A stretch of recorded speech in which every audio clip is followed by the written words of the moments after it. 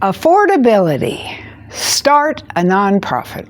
Now, what does that mean? Well, it means if you're like me or other things, there's a good reason to start a nonprofit. Now, on the thumbnail, I showed you a picture of me in my academic gown and a picture of me in my clergy gown and my avatar in my bibbies. It's what they call bib overhauls now, the youngins, they call them bibbies. Okay, so what would affordability do for an academic, for a clergy, or for a farmer? Well, it makes it possible to do things for other people that you want to do, but you wouldn't otherwise be able to do. Let's start with the most obvious, which is the clergy. As you most of you should know, that churches, religious orders, monasteries, mosques, temples, whatever religious aspect that is seen by the United States as nonprofit status can be put under a nonprofit. Now, in many cases, you can live in other countries. Now, I've lived in Mexico and run a nonprofit, and I also I live now in Ecuador and run a nonprofit. Both of those are from the United States, but it's still legal to run them here. The rules are very, very different if you open a nonprofit here. So that's very important to understand. But in any case, both of those countries do have specific rules for religious organizations that would probably fall under a nonprofit as you know it in the United States. Now, I say that because I did both a bachelor's and a master's in business because my father insisted I go into business.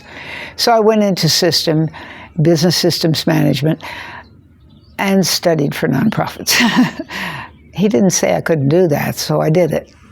And that's what I've done all these years because unlike my father, I really focused on helping others. My childhood was tough, and I understood a lot of the things that kids go through, and I wanted to do something that would help children. And I also didn't want to leave anybody out. So I started a religious order where anybody can join, but the focus is education for kids, not religious education. Any school subjects, any other subjects.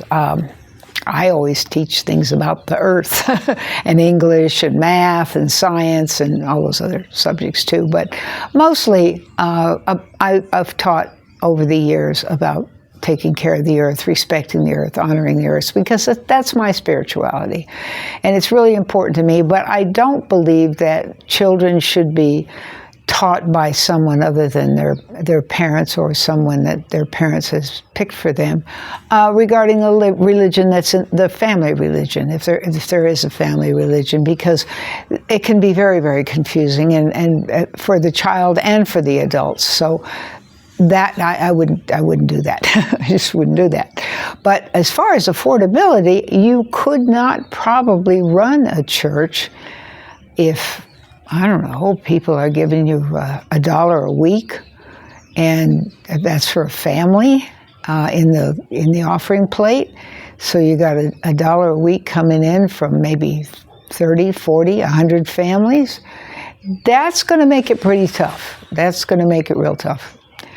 But if you have a nonprofit where that dollar is not being taxed, where perhaps you get a very decent price on renting the building or the tent or whatever it is you're using, and other things, there may be other discounts that are available to nonprofits. It makes a huge difference in being able to run a church. Now, what if you want to run a church school? Kind of like what I did.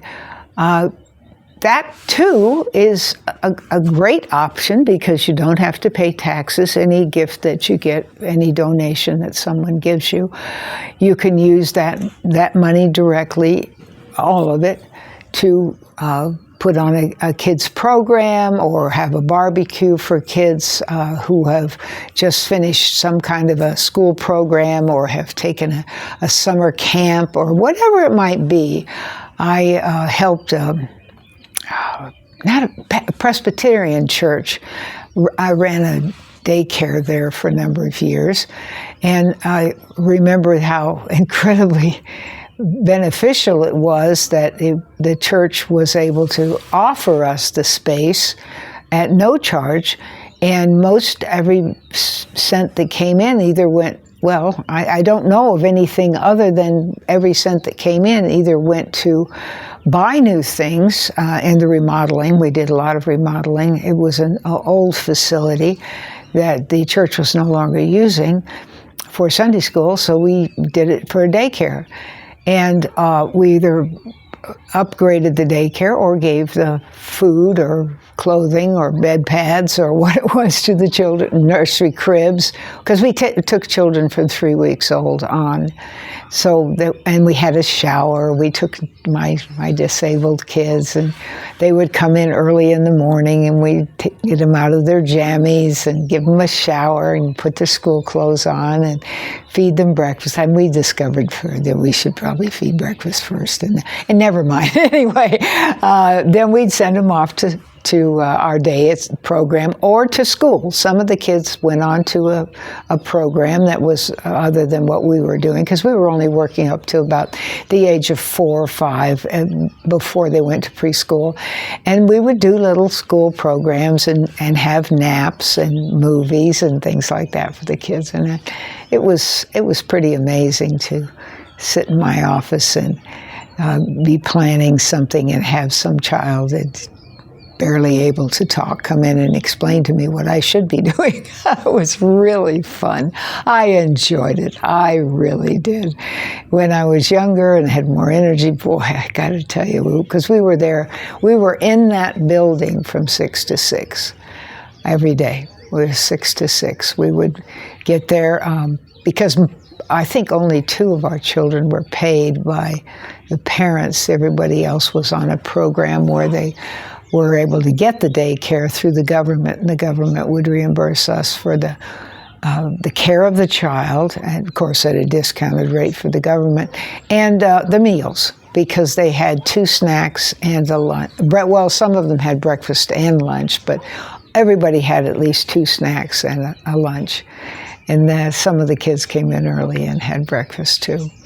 Anyway, it was a wonderful opportunity to be able to do that. I was able to, in about a year, I was able to train people to take over so that they could do it. I finished up my doctoral program, and they were able to take over and run the program and have a salary. They had a salary. I was a volunteer because I was a student, but they also had a salary. So that can be a way to make something affordable that wouldn't be able to be affordable. The one was using the benefits of a church for a profit-making business, not for a profit-making business, but for a non-profit business, because they actually got to pay the 2 people who were working there eventually. And the other option is for a church itself, which people start churches all the time, and they need to be able to have that benefit. And when you see me in the academic clothes, that could also be a children's program. It could be a program for economically marginalized kids who can't go to daycare because it's expensive, or they can't go to preschool because it costs money, and you want to put a program on for them. Or maybe you want to put a program on for homeless kids, or a program for homeless adults. Any of that kind of thing. Or maybe you're doing a research project, and you want to be able to research the project and you know it's going to cost too much to get somebody to back you for whatever kind of results you're looking for. You can't, I mean, I know people say, well, everybody does research, but there's a lot of the times that you can't get the backing that you need, maybe only part of it, to do a research project. So that's another opportunity to use a nonprofit. The other one for using a nonprofit would be the farmer, and that would be something like taking a section of land that was going to be, all the food was going to be given to the community, and they even, maybe they farmed it too. You just set aside a community garden and they farmed it. And you were able to do that and write off what you were losing on that, because that portion was a nonprofit. So you would not include that in the amount of acreage that you had on the land.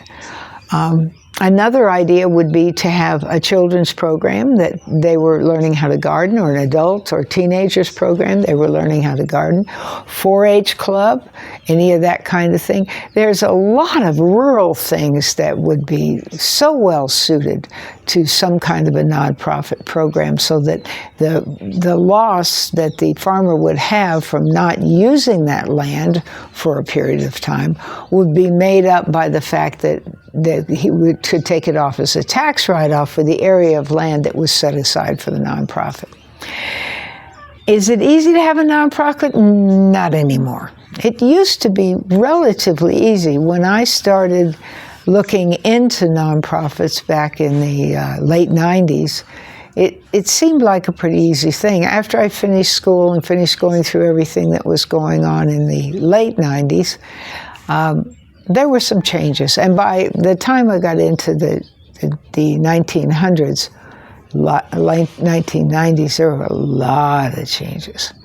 There were flags where they were going through and monitoring nonprofits to make sure they weren't shell companies or offshore businesses or so forth and so on.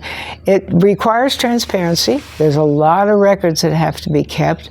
I used QuickBooks as my accounting book. Even though I'd had courses in accounting, I used QuickBooks. It was real handy, and a lot of people know it. And when you're working with volunteers, boy, it's a really good idea to have something that people are familiar with. It makes it so much easier when you have something where most people know what you're doing. Peachtree is also an excellent program, but it's much, much more complicated.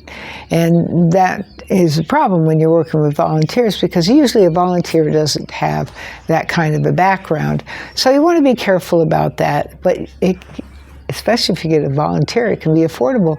And if you get somebody, maybe you get somebody part-time. Maybe you're running a nonprofit, and you put a notice out that you're a nonprofit, and you would help train someone how to do QuickBooks accounting and how to do it for this particular nonprofit.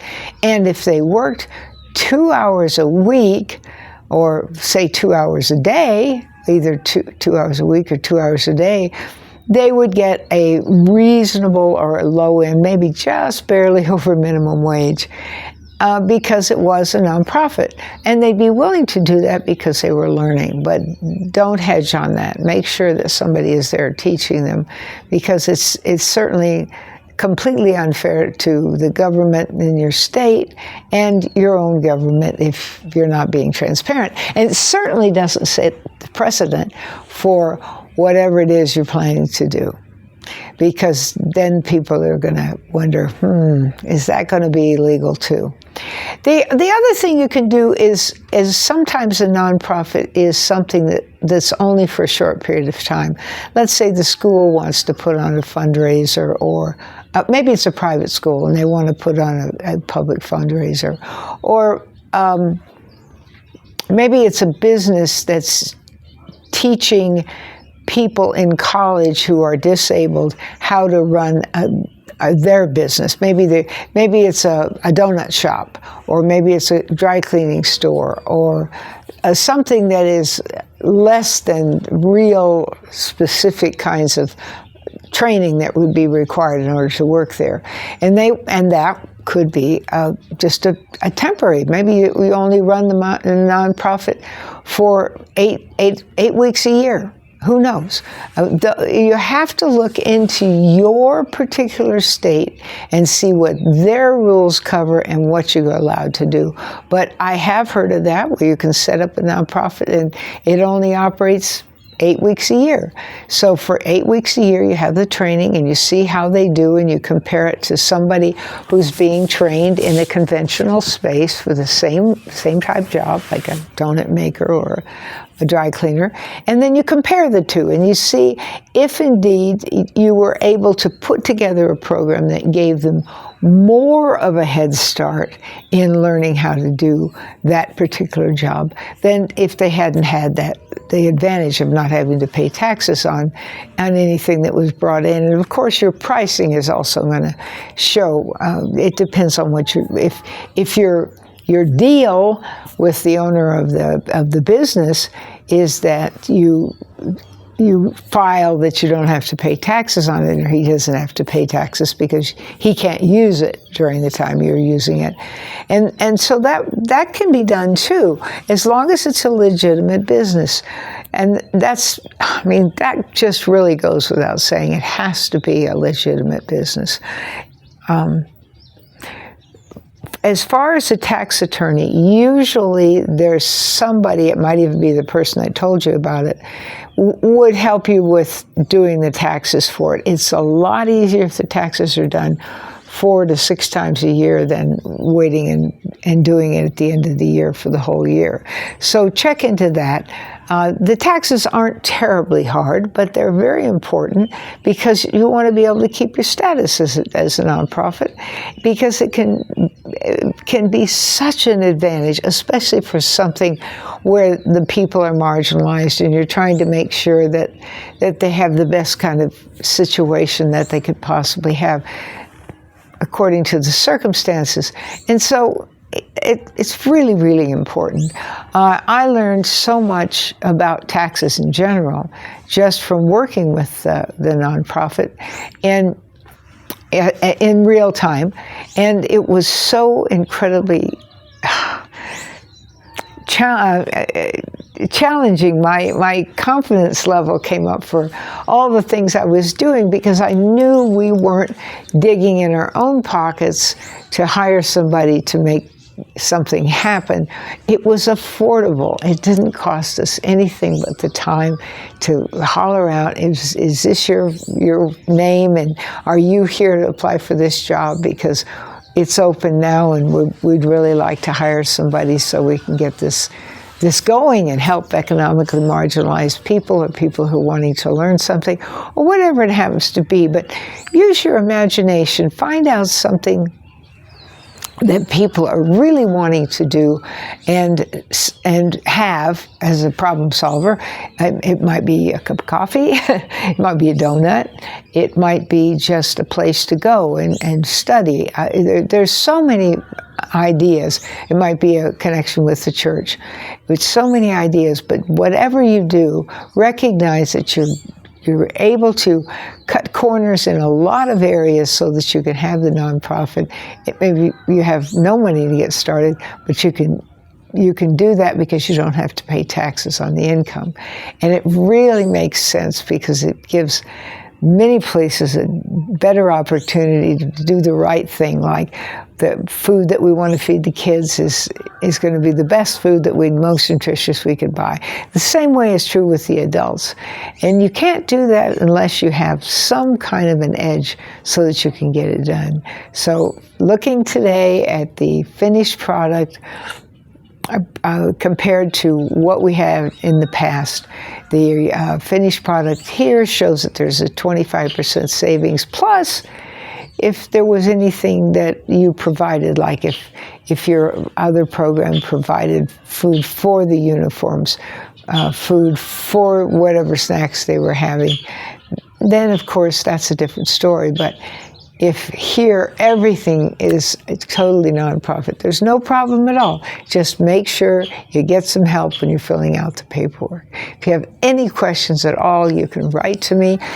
Down in the bottom is the description. You can write to me, and I will be able to help you. Or if I don't, I'll be able to look it up and find it and then help you. Okay? So any questions or comments, just come on out. Give me a ring up, and I'm ready to help you. Thank you.